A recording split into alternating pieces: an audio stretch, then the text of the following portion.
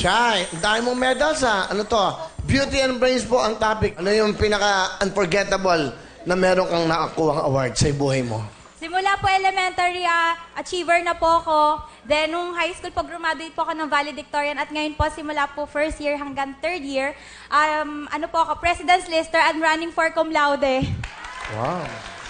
Running for cum laude. What school? Broadcast Communication po sa Polytechnic University of the Philippines. Polytechnic.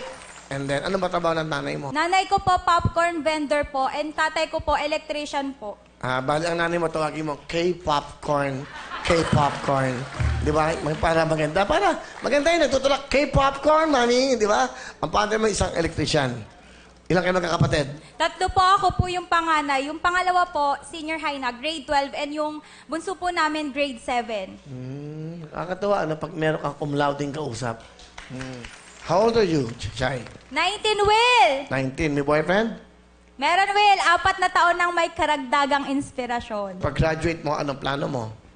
Plano ko pong magtrabaho po sana dito sa GMA 7 kasi gustong-gusto ko po talaga dito. Sinong idol mo sa mga anchors dito sa news? Siyempre po si Miss Jessica Soho po. Of course.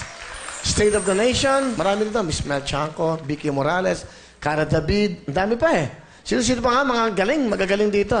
Sa multi-awarded yung mga ano dito, anchors, yung mga broadcasters. And of course, Mr. Mike Enriquez. Di ba? Yan ang mga inspirasyon, di ba? Thank you, Will. Sino kasama mo? Sino kasama mo? Pinapakilala ko po sa inyong lahat ang aking pong pinaka-sexing mama, Mama Rose! Hi, Will! Hello! Oh, Hi, mami. Will! Hello, napaka-swerte nyo at may anak kayo, isang cum laude. Yes, Will. Ano gusto sabihin sa cum laude yung anak? Ititake ko na tong opportunity na to para makapagpasalamat. Makapagpasalamat sa iyo kasi naging masunuring kang anak sa amin, ang papa mo. Naging mabuti kang halimbawa sa mga kapatid mo. At kahit na maaga kang nag-boyfriend, is gusto kong sabihin na wala akong pag-aalinlangan doon, tiwala ako sa'yo. Kasi ikaw lahat-lahat ang nagbigay ng kulang sa amin.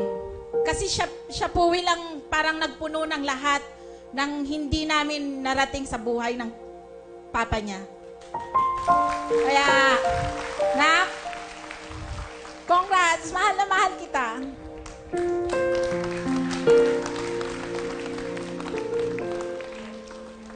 Ma, maraming salamat din. Kasi kahit mahirap yung buhay natin, ginagapang niyo pa rin kami ni Papa. Na kahit nagkakanda kuba-kuba na si Papa sa pagbubuhat ng semento, pagpipintura, talagang ginagawa niyo lahat para lang masuportahan kami magkakapatid. Lahat ng medalya na nakukuha ko, lahat ng certificates, trophies, hindi naman yun para sa akin eh.